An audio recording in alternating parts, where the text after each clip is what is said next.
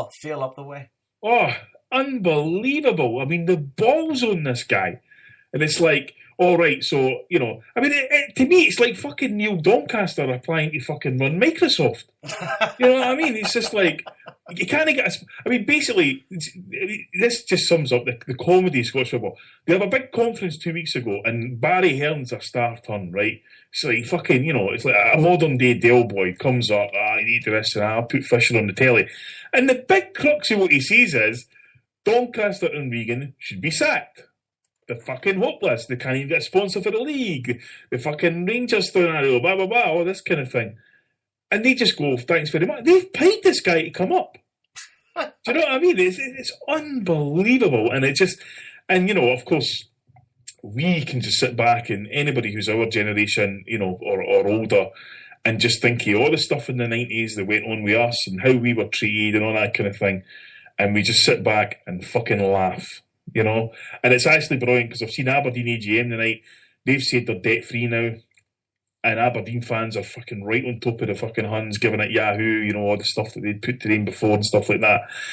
And it's just absolutely fantastic. And dare I say it, long may it continue. Yep. I think the hole was too big to dig themselves out of.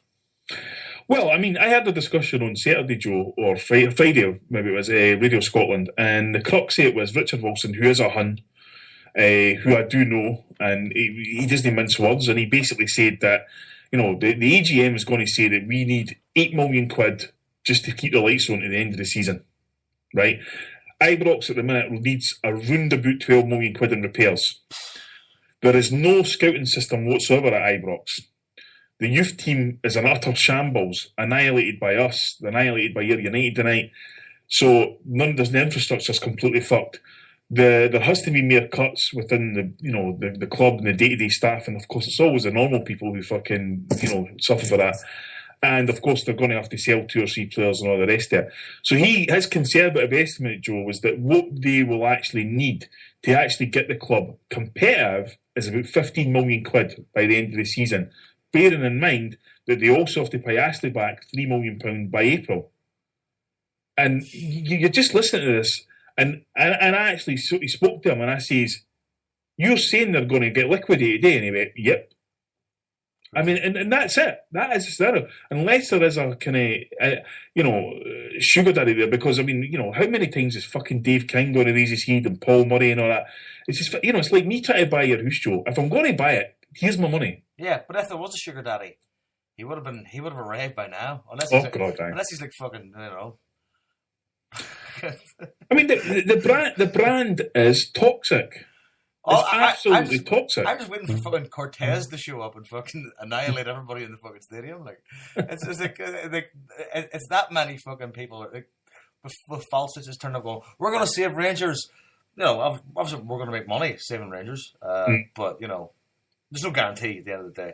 But then again, Paul, if they get liquidated, or by the sounds of it, when, and they go to the very bottom, I have a strong feeling people are just going to go, you know what, fuck this. I've had enough. Aye.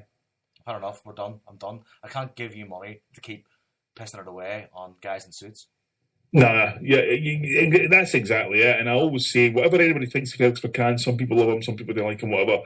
The best thing he ever did for Celtic was selling the shares back to the fans in 1999 because it stopped the Craig Whites and the Charles Greens and the Mike Ashleys. Just, basically, effectively what they're doing now is just continually kicking the dead horse because there's still some meat on it. Yeah. And as long as people keep turning up at that stadium, there's money to be made. The fans, to be fair to them, have actually woken up to the fact that the only way you'll get rid of them is to starve them out, make no money at all. I mean, the fans now, I've seen one of their notable fans was getting dogs abuse for some of their other fans because the trust, or whatever they call themselves, are selling red and black shirts, and they're no official Safeco merchandise, whatever the fuck. And so you're taking money to the club, and then they're saying, and it's brilliant because they're just all each other's throats. And it always remembered me a quote that average Joe Miller said to me once when they were playing, I think it was Man United in the Champions League, and they were all queuing up for tickets, and STV broke the news that they had been fighting amongst each other in the queue to get tickets. And Joe said, and I was sitting with Joe in the pub, and that came over, and Joe says, "Mum, we'll go down and hit a few of them ourselves." just get caught up in the melee. You know what I mean? Because nobody would know. I know, because it was like, like every time you used to beat them at Celtic Park or wherever, there was two things I always loved about beating them, particularly at Celtic Park. One was singing "Go Home, Ya Huns," because that was always the sign of a good victory. And the other one was when they all started fighting amongst each other. It was just absolutely brilliant to watch. I mean, you could literally sit and watch that all night. You know what I mean? Yeah, but this train rolls on. But I think the fat controller is gonna call an end to this fucking gravy train pretty soon. I mean, well, something's got to give, Joe. I mean, the AGM's a week today, actually. And I mean, who's got to have the balls to stand up there and say to their fans, like, listen, we need you to get us about another £8 million just to keep the lights on. We've already taken, basically, released 70 million quid's been fucking siphoned out the club. They organised a fraudulent fucking IPO with institutional investors where they claimed to be the same club, had letters from Reagan and Doncaster saying they were the same club, and that was all complete fucking lies. And this is why they actually know that. I mean, it's never. They could just. What the fans should have done in 2012 was after the club was liquidated, they should have started a kind of FC United scenario. And at least they would have had control of their own affairs or that, and they could have moved into it. But as you know, and I know, Joe, and we talked about with Joe Mackin, it's a fucking triumphalist establishment nature that just doesn't allow that. Total lack of humility. I mean, like part of growing and progressing in life is being able to go, all right, listen, we fucked up. I mean, I fucked up. I did that wrong. Let me give me a second chance. I mean, but that was never going to wash with them. They're like, no. We are. You mean we're not the people? What the fuck happened? I mean, but that's why they ended up spending fortunes on fucking Ian Black and all this mob, and it just utter lunacy. How not to run a football club. It was why they done it, and they spent like 35 in the first season. They spent like £35 million, and the team that finished third to them, Queen's Park, are a fucking amateur team.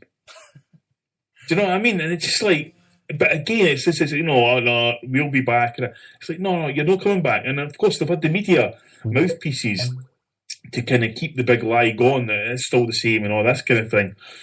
But the truth always out, and the truth's on our side, and that's what's going to hang them again, because that anybody believes that Mike Ashley sat there and went, you know what I'm going to do? I'm going to give him loads of money. No. To get to, fucking hell, you do not become a billionaire by throwing money away. Oh, it wasn't an accident that he had that money. You know what I mean? He didn't just fall out a window and land in money. Aye, exactly.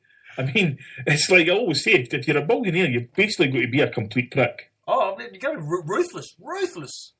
And like going, you know what? If I get money out of this, it's worth it. That's how Mike actually. That's how he looks at life. Right? He's a businessman, and he's a ruthless businessman, and you can tell that because he's got tons of money in the bank.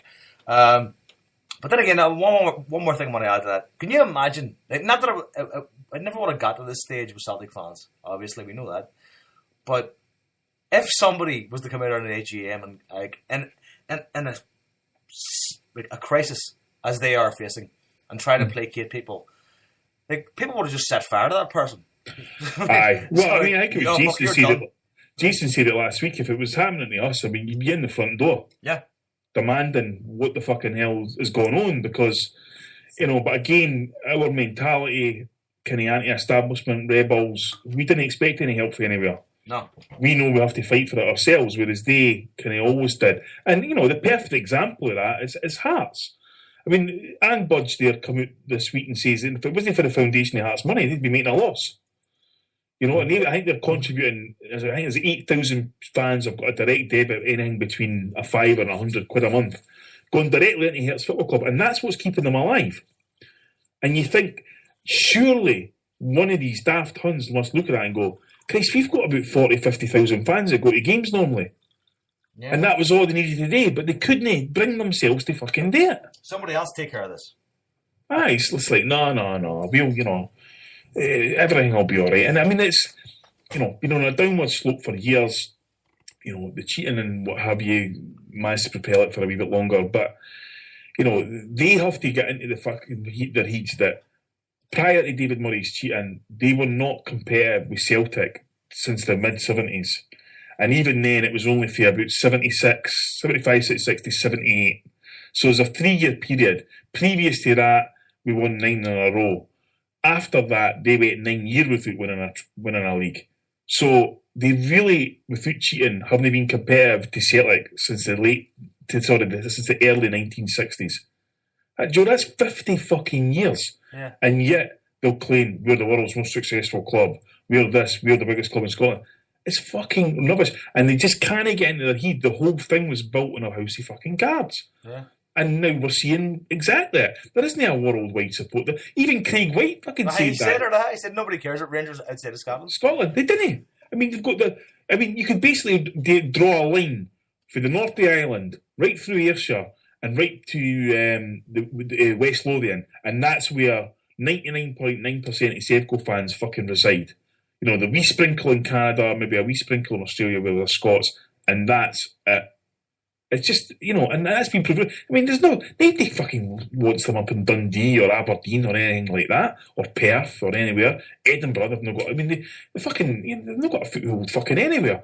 Whereas Celtic, I mean, Christ almighty, look at me. I'm a daft schemie for fucking Edinburgh, and I can go to all these venues and find people to come out and watch my film. Yeah. All over the fucking world. Yep. Now think about what Celtic as a football club can do. Do you know what I mean? Doing to Australia. I mean, the guys are talking about, when we went to Australia in 2009, played, I think it was Brisbane, 33,000 people turned up at the game. Everton went to do the year before, there was 16,000 there. Mad. So, I mean, it's huge, and that's something. I mean, it was that boy Hugh Adam that exposed a lot of that when they said they tried to get 100,000 members and ended up getting fucking 5,000, and 2,500 didn't even know they'd been signed up. And it is, and it's just, as fucking Malcolm X says, the chickens are coming home to roost, Without a doubt. A shout out actually as well to the Hibs fans this weekend. Did you see that hands on Hibs thing they did? Aye. That was brilliant. Well, it's a progressive group of people. I know a few people that are involved with it. They effectively want to try and buy Hibs. And because they're not happy, Christ, I can't think why, but they're not happy the way the Hibs have been gone for the last 70 years. But I mean, there's a lot of committed people, and there's a lot of very interesting and informed people, like say Jim Slavin, who I've known for a long time, is at the heart of it. And he's a formidable guy to have on your side in these kind of circumstances. So I hope they do get something sorted, because it's an unbelievable scenario, Joe. Because I remember back in 1990 when Wallace Mercer tried to shut that club down, and I was up at Easter Road that night trying to stop or play my part in trying to stop Wallace Mercer trying to shut that club down. And the fans, to be fair, fought to save the club and managed to do that. And then Tom Farmer came in and effectively took over the club. And Tom Farmer gets an incredible lot of credit for doing that when he didn't really deserve that much. He done well at the time.